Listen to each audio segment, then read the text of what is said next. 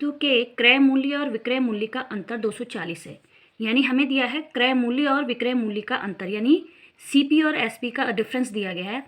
यानी हमें दिया है एसपी माइनस सीपी, डिफरेंस माने अंतर कितना है, ये है 240 रुपया। यदि लाभ प्रतिशत 20 हो तो, यानी लाभ प्रतिशत हमें दिया गया है, लाभ प्रतिशत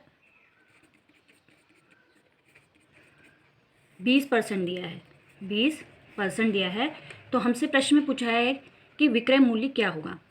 अब ये देखिए एसपी माइनस सीपी 240 दिया है, यानी ये हमें लाभ दिया गया है, लाभ दिया है प्रश्न में 240 रुपया, और पूछा है कि इसका विक्रय मूल्य क्या होगा। विक्रय मूल्य यानी एसपी कितना होगा, ये पूछा गया है। तो लाभ प्रतिशत दिया है, तो लाभ प्रतिशत का सूत्र लगेगा, लाभ प्रतिशत बराबर लाभ गुणा 100 बट्टे सीपी। अब लाभ प्रतिशत दिया है 20, लाभ है 240 गुणा 100 बट्टे सीपी। सॉल्व करेंगे, सीपी बराबर हो जाएगा 240 गुणा 100 बट्टे 20, कैंसिल करेंगे तो ये आ जाएगा 1200 रुपया।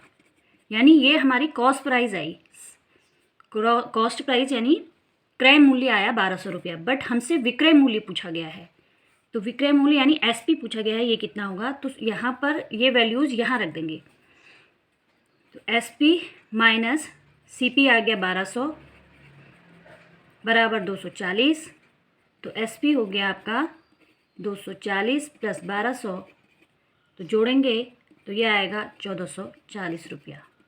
तो इसका ऑप्शन बी सही आंसर होगा। 7वां क्वेश्चन देखिए, 260 ग्राम 3 किलोग्राम का कितना प्रतिशत है। तो हमसे पूछा है प्रतिशत कितना होगा। तो प्रतिशत निकालने का जो सूत्र है, प्रतिशत कैसे निकालेंगे, प्रतिशत कैसे निकालेंगे, 360 ग्राम बट्टे 3 किलोग्राम का कितना प्रतिशत है। 3 किलोग्राम प्रतिशत के लिए 100 से मल्टीप्लाई करते हैं। अब यहाँ देखिए ये यूनिट दोनों की डिफरेंट है, तो ग्राम को या तो किलोग्राम में बदलें या किलोग्राम को ग्राम में बदलें। तो हम क्या करेंगे, किलोग्राम को ग्राम में बदलेंगे, कैलकुलेशन ये हो जाएगी 360 3000 ग्राम में बदल गई है इंटू 100, तो ग्राम ग्राम से कैंसिल। अब हम इसे थोड़ा सा सॉल्व करेंगे, 2 0 कैंसिल, 3 से 36, 3 1 जा 3, 3 2 जा 6, यानी इसका आंसर आएगा 12। Option A is the right answer. 48वां क्वेश्चन है, यदि एक विक्रेता एक कुर्सी को 15% लाभ के स्थान पर 8% में बेचता है। देखिए प्रश्न में दिया है जो कुर्सी है, कुर्सी को वो 15% लाभ की जगह पर 8% पे बेचता है। तो यानी उसको लाभ कितना हुआ, लाभ हुआ हमें 15 में से 8 घटाएंगे तो केवल 7% का लाभ हुआ। उसे बेचना तो 15% पे था, पर उसने 8% पे बेचा, तो उसको मात्र 7% का लाभ हुआ।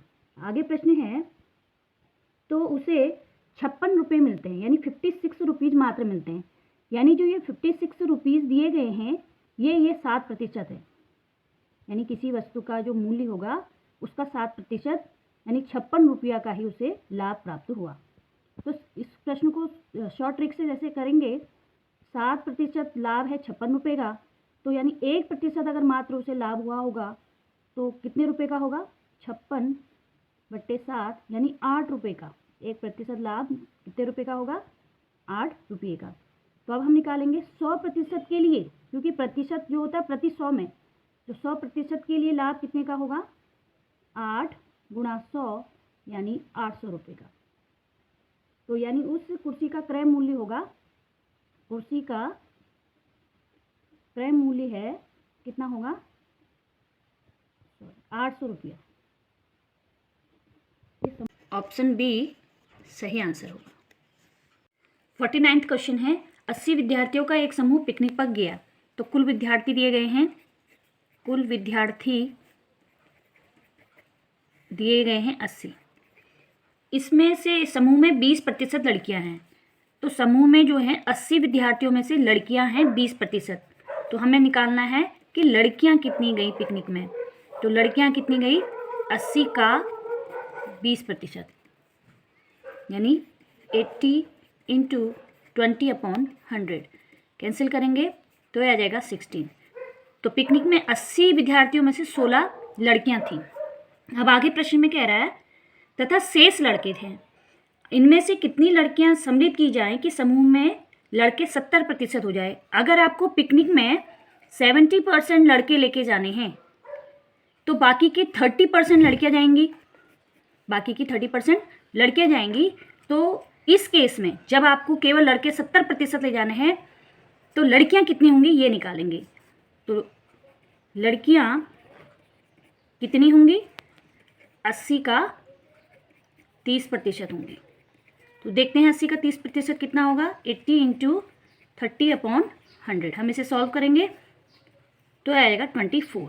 यानी 70% लड़के ले जाने के लिए हमें 24 लड़कियां ले जानी पड़ेंगी और पहले कितनी जा रही थी, 16। तो इसका मतलब हमें 70% लड़के ले जाने के लिए उस पिकनिक में कितनी लड़कियां सम्मिलित करनी पड़ेंगी। तो हमें निकालना है सम्मिलित लड़कियों की संख्या। तो सम्मिलित लड़कियों की संख्या कितनी हो जाएगी, 24 माइनस 16 यानी 8। तो इसका option D is the right answer.